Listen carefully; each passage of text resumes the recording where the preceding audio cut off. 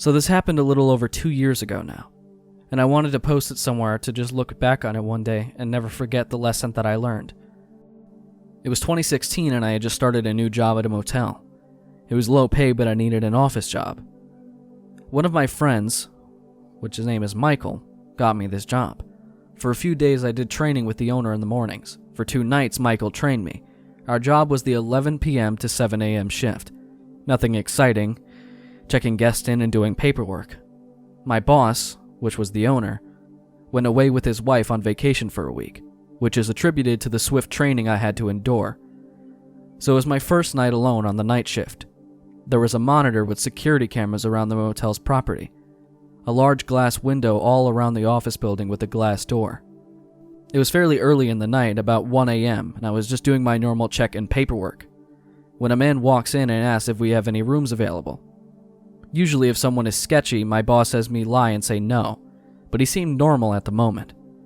Without hesitation, I said, yes, of course, just for one? And he replies, yes. So I begin creating the reservation on the computer when I notice he starts swatting the air and making spitting noises, as if he's being surrounded by flies. I tried to ignore it. As far as I was concerned, it wasn't any of my business. So I tried to check him into the room quickly as possible.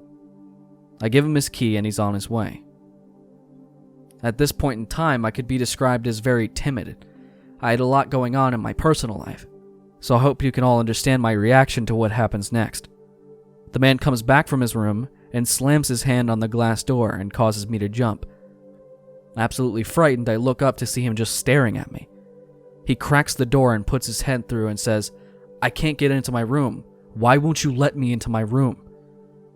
My only defense is trying to be helpful, so I replied, "Maybe there's something wrong with your key. Let me give you another one." The look he had in his eyes was inexplicable. I felt like I was in absolute danger. I handed him his new key and he went back to his room. I tried texting Michael because he's the one who trained me, though it was the middle of the night and he was asleep. I needed some guidance. With no reply from Michael, I noticed the man trudging down the stairs to come back. I go into absolute panic mode. I run into the back office and lock the door, and I pull out my pocket knife. It's important to keep protection when working at night. I hear the man in the office yelling, "Hello? Hello? Why won't you let me into my room? Do you not like me?" Me being an absolute idiot and not standing my ground and calling the police when I'm feeling scared, I decided to take the situation on alone. I reply, "I'm just on the phone, I'll be right out." I then started calling Michael over and over for help. No answer. I decided to take a few deep breaths and then step out of the office. The man was not there. He was in the bathroom. I started hearing him talking to himself, angrily saying, "Kill her. Kill her." My heart sank. Still being an idiot and not calling the police, he comes out and I say, "Your key was broken. I'm sorry. Let me escort you to your room." He agrees, thankfully. I was wearing a long-sleeve sweater, so with my arms down, I was able to hide my knife in my hand while holding it. I begin to walk outside and he seems insistent to walk behind me. We begin making our way to the staircase and up towards his room. I was sweating from how nervous I was, continuously looking behind me to make sure he wasn't going to make a move. He stops at a room, and I stop at his room a few doors down. I smile and say, "Oh, that's the wrong room. This is your room," as it clearly said on the door. The whole time he was going to someone else's room and trying to open the door. I felt bad for them. I quickly ran back to the office and locked the door.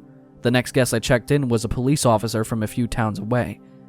I felt bad for confiding in them about the guy, but they seemed willing to keep an eye and ear out.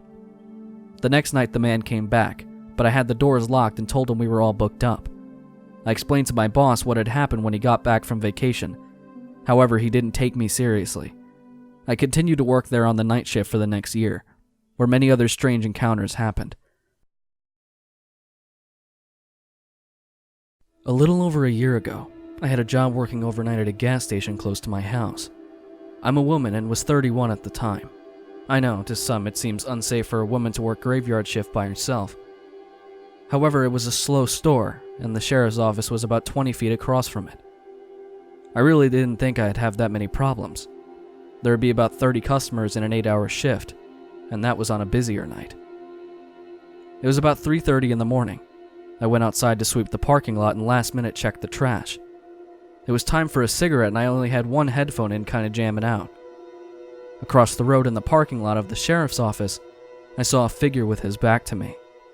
He was swaying back and forth while looking down. Honestly, it looked like he was enjoying a much-needed piss. Against the sheriff's office, though? Yeah, the building closed at 4 p.m. and didn't open again till 6 in the next morning, but why? By the back of his ripped white t-shirt, I remember that he'd come in about 4 hours earlier. He was a total creep, and I could already tell he had a good buzz going. I didn't say anything, I just took my eyes off him and tried not to draw attention to myself. It was working until a car had pulled in. I was still outside as they pulled up. I saw him look at the car, and then back at me, and back and forth again. As the customer was leaving, I walked her outside. I still had half a smoke burning, and had left my dustpan outside with the squeegee.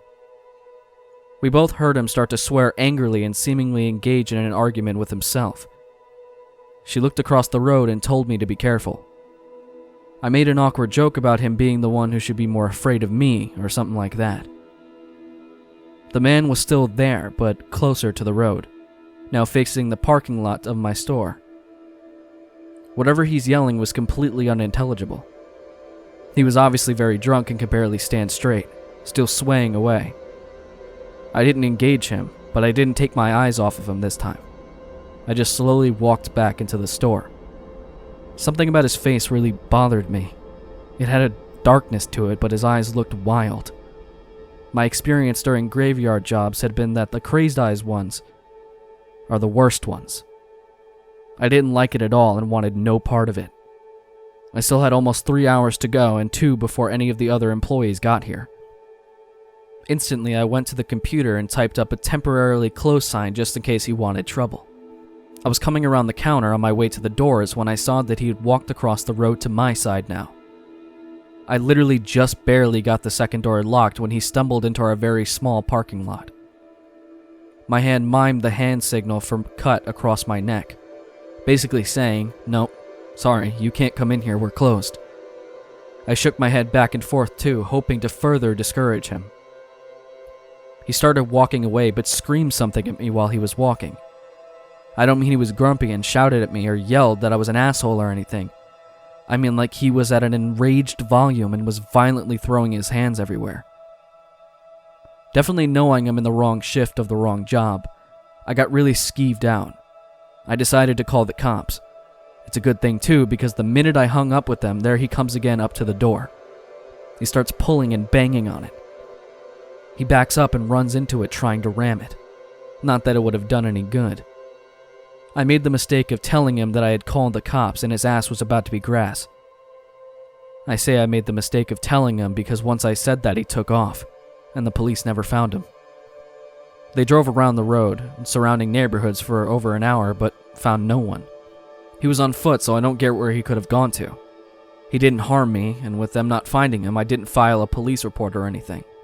I was safe behind thick glass doors that were locked for the rest of my shift. It just sucked. Maybe if I didn't warn him ahead of time, I would have had to spend the last 3 months of my job constantly looking over my shoulder. I'll never know what the right choice was. I'm just glad I don't work there anymore.